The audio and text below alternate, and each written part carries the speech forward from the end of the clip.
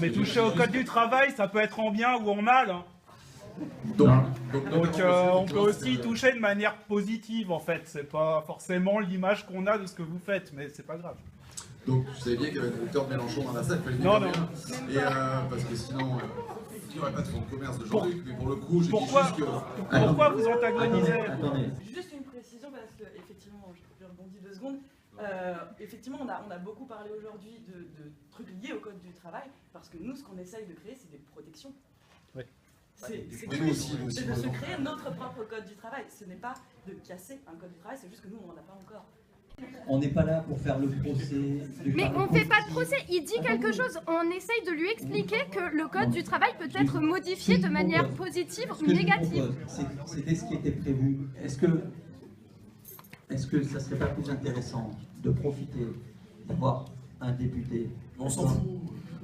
Les députés, on peut en voir à la télé, c'est très intéressant, on connaît leur discours. Est-ce que vous avez envie de savoir? Est-ce que lui, il entend notre discours d'habitude? Est-ce qu'il vient, il se dit c'est la start-up, la French Tech de l'innovation, on est des vidéastes, c'est YouTube, c'est la Silicon Valley, il a envie de venir en disant nous on innove, machin. Nous, il arrive là, il se dit oh merde, ils disent des vieux trucs, ils veulent des syndicats. Et puis là, on se fait passer des ordonnances qui baissent le pouvoir des syndicats de manière considérable, machin. Et nous, on est en train de dire merde, nous on est isolés face à des groupes énormes. On essaie de négocier les trucs, on se fait arnaquer à tout bout de champ. Il y a eu plein de commentaires qui sont allés dans ce sens. On s'est tous fait arnaquer à un moment, que ce soit par des annonceurs, que ce soit par des diffuseurs, que ce soit par des groupes. Et vous arrivez derrière, vous dites oui, un syndicat, bon, oui, d'accord, c'est très bien, c'est mignon, mais il faudrait tout transformer. Et des trucs super vagues, machin. Quelles sont nos protections? Quels sont les statuts? Est-ce que c'est des trucs qui sont prévus? On parle de trucs concrets. Aujourd'hui, il n'est plus reconduit. Voilà. Vous savez. Et le problème, c'est que demain, qu'est-ce qu'on va me proposer? Du coup, on va dire, écoutez, vous allez pouvoir le payer, mais ce sera peut-être 200 € par mois. Parce que du coup, il faudra faire le moins disant possible pour être compétitif. Et ça m'embête parce qu'avec 200 €, le prix du béton, il ne va pas baisser, du coup, son proprio, il ne va pas pouvoir baisser son loyer. Du coup, je ne sais pas où je vais le mettre, moi. Je ne sais pas, je lui dirais quoi? Je suis désolé, je te vire, je te fous à la rue, c'est comme ça. Premier problème. Et deuxième problème, on avait des accords de financement avec des rectorats, avec le ministère Sciences, Industrie, etc. On nous a annoncé des coups de sèche en plein milieu d'année.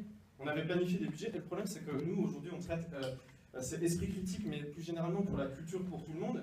Le problème c'est que c'est pas pris en charge par le marché. Actuellement on survit en faisant de la pub, on vit à peu près tous en étant smicards, en se débrouillant, en faisant ça. Ce qui manque c'est justement le financement public en fait, parce qu'il n'y en a pas. Il n'y en a pas du tout. Enfin, là, alors il va y avoir une subvention du CNC pour 150 chaînes YouTube en France, c'est super. De plus de 10 000 abonnés, mais les autres, justement, il n'y a rien. Il n'y a rien. On attend que... Ou alors, effectivement, vous dites démerdez-vous, mais dans ce cas, pourquoi on voterait pour vous quoi.